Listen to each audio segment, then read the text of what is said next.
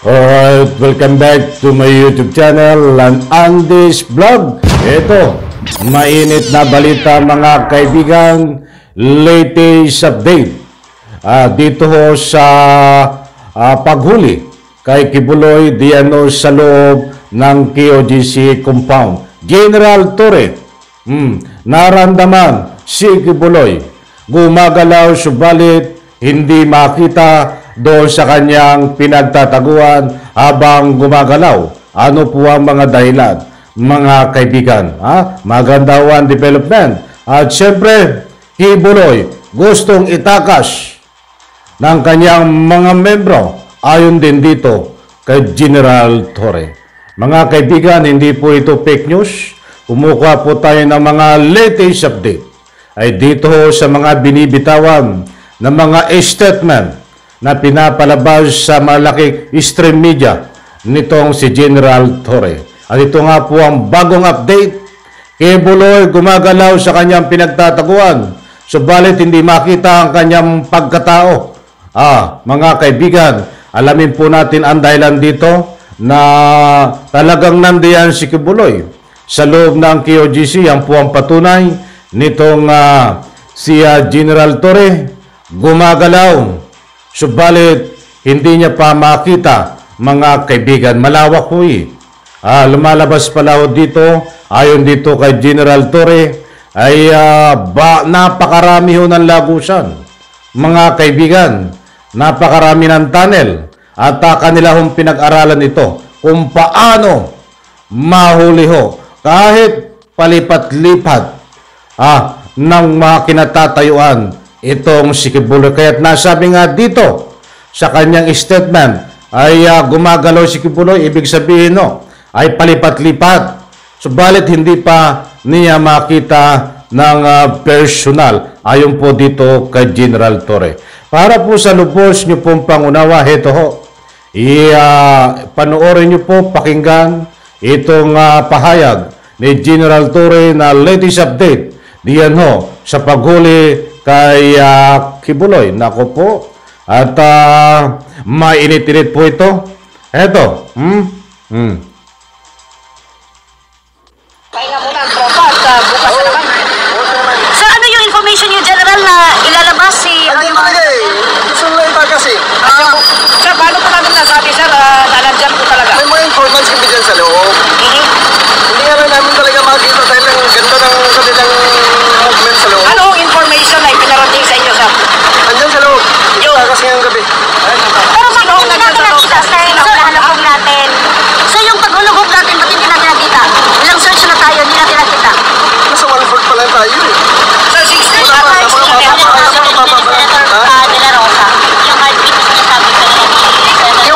So mga kaibigan, yan ho, maliwanag ho.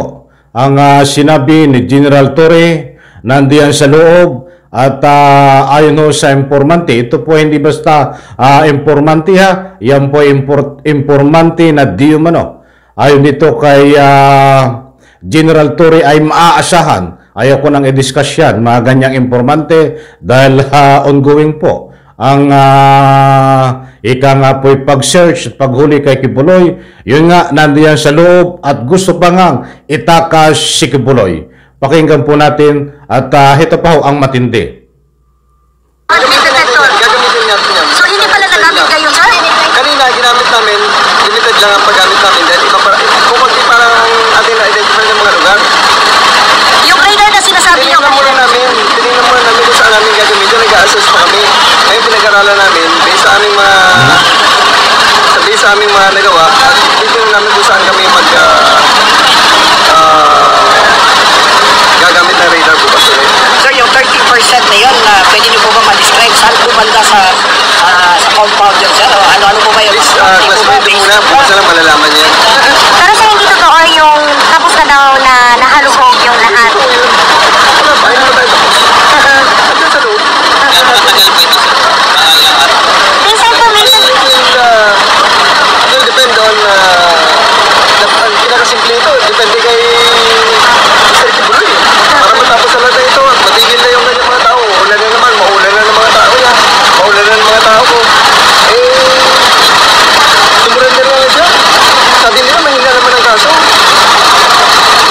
Ayun nga mga kaibigan, talagang yan ho.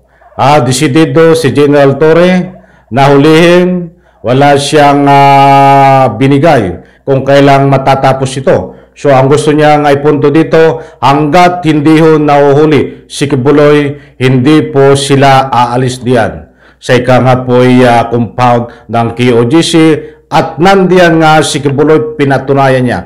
Ilang beses niya sinasabi na nandiyan si Kibuloy at ayaw niya nang i-discuss itong mga impormasyon na complete details kung paano niya ito napatunayan. Kaya sabi nga niya, gumagalaw si Kibuloy, nandiyan ho, palipat-lipat, pinag-aralan na ang galawan ni Kibuloy. Ito po, mga interview na ito ay kagabi. Kaya't ngayong umaga ho mga kaibigan ay panibagong latest update. Yung mga sinabi niya kagabi ho ay ina-apply ngayon kung paano hulihin si Kibuloy. Ito pa ho, ituloy natin. Ang galing ng mga abogado niya, ang dami pa. Ano nakatakutan niya? Sir, based sa information po, meron na talagang area or lugar doon sa loob kung nasaan sila nagtatago. Meron. Nakakagalaw nga lang siya na hindi namin nag-detect. Underground. There's a possibility. Kasi kanina, dami nakikita, hindi namin, kami sa loob nagkakawala-wala eh. Sa laki ng lugar, sa dami ng mga lusutan, kami mismo nagkakawala-wala. Kami nga, nagkakahiwa-hiwalay sa loob. Pero may respective na assignment yung mga tropa natin sa ano. Meron. Kaya nga kailangan i-review namin dahil yung first time namin napasok yung lugar at kailangan namin talagang mapamilyaray sa mga sarili namin. So yung 2,000 na tropa Talagang natin. meron kaming information namin dyan sa loob. Nagbibigay talaga ang informant namin.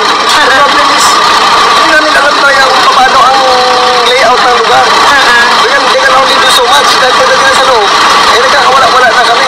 So kung meron tayong informant. Dadagdagan din yung personakit bukas. Ha? Dadagdagan natin yung police bukas. Ano? Ayun mga kaibigan talagang matindi itong statement ni General Torre na talagang nandiyan no sa loob si Kibuloy at gumagalaw. Hindi lang po nila madetect mga kaibigan. Yun ang sinabi nito si General Torre maliwanag. At pinag-aralan niya na po ang mga layout nitong mga tunnel na ito. At nang sa ganun po, itong mga gagawin nilang hakbang ay magkakaroon po ng good result. Ito po, pakinggan pa natin. Ibig sabihin mo, dadagdagan pa. May possibility, I mean.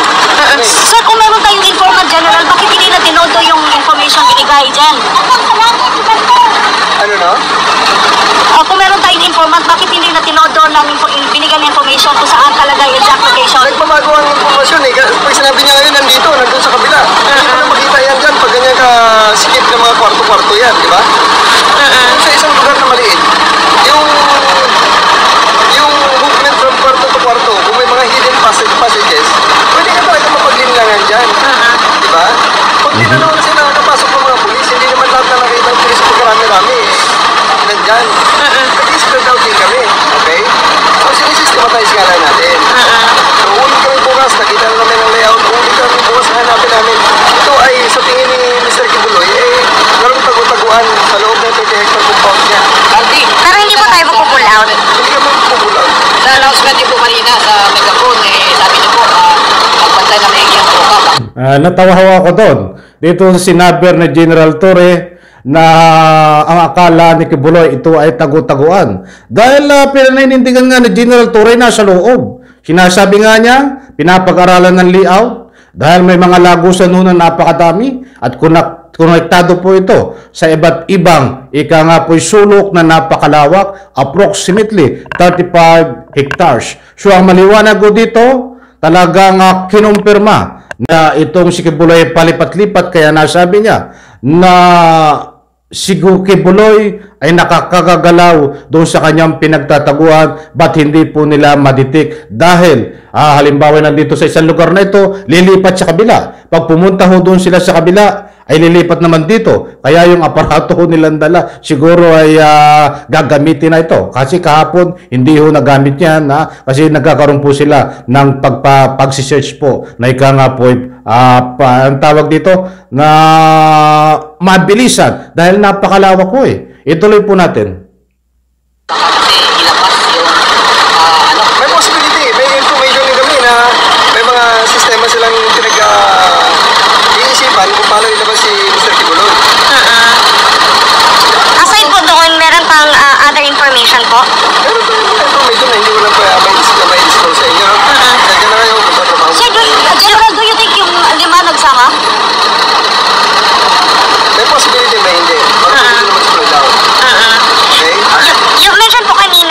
tinawagan nyo sa Attorney Torion, pwede ba naming malaman kung ano po yung itatawag? Gusto ko sana Okay, alright. Yan po mga kaibigan na maliwanag. Itong binitawang na statement nito pong si General Torre. Na talagang nandiyan si Kibuloy at maganda ang development. Pinag-aaralan po ang galaw. Inaamin niya po kahit mismo sila ng kanyang mga tauhan ay nagkakawala-wala diyan sa loob dahil napakalawak ko. Unang-una ay halimbawa papasok ko sila doon sa isang lugar, halimbawa kwarto ay may humaharang ho. O so ilang minuto ho. Minsan inaabot po ng 30 minutes yung mga napapanood ko. Na ika nga po lumalabas sa social media bago makapasok po ito. Itong mga magsisearch sa isang kwarto ay inaabot po ng 30 minutes bago makapasok, 15 minutes. So yung minuto ho na naagaw at lumilipas ay pwede hong makalipat si Kibuloy doon sa isang lugar na pinagtataguan na lagusan na tunnel. Yan ho ang gustong ipunto. Din kasama na nireklamo ay isang sagabal nito si General Torre, mga kaibigan. Medyo tipid ho siya dito. Mapapansin po natin sa mga impormasyon na binibigay niya dahil alam po natin, naunawa natin dati sa operational matter at yun ang latest update mga mahal kong mga taga-subaybay.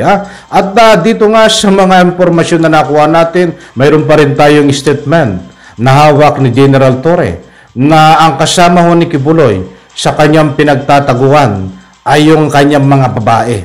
Magagandang babae na hindi siya iniwan. Mga kaibigan, kaya lang nakakagalaw nga ho siya sa tunnel. Yun ang sabi niya, hindi pa lang niya maditik dahil palipat-lipat. Tayo po ay hindi nagpapakalat ng fake news.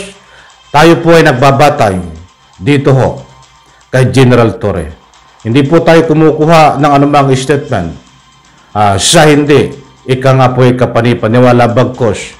Dito po tayo nagbabatay sa statement ni General Torre na hindi po niya ika nga po ay wawasakin ang kanyang karer sa pamagitan po na ika nga po ay mga statement na walang katotohanan. Alam ko ho, nakuha nyo ang gusto kong ipunto. Sana ho, supportahan po natin kahit moral support itong mga PNP na nandiyan ho, alam kong gutom yan, pagod, na ginagawa po ang kanilang trabaho, minumura pa ng mga bastos ng mga membro ng KOGC at itong mga vlogger na bastos din na tagasunod ni Kibuloy na wala na po sa hulog ang pinaglalaban, mga kaibigan. Sana ho, mayroon dito tumulong na kahit papano na malapit yan sa Davao o kahit wala sa Davao, yung mga talagang may mabuting puso na magkakaroon po ng voluntary kahit pagkain lang pang merenda ay magbigay diyan po sa kapulisan dahil alam po natin pagod sila, sakripisyo, gutom.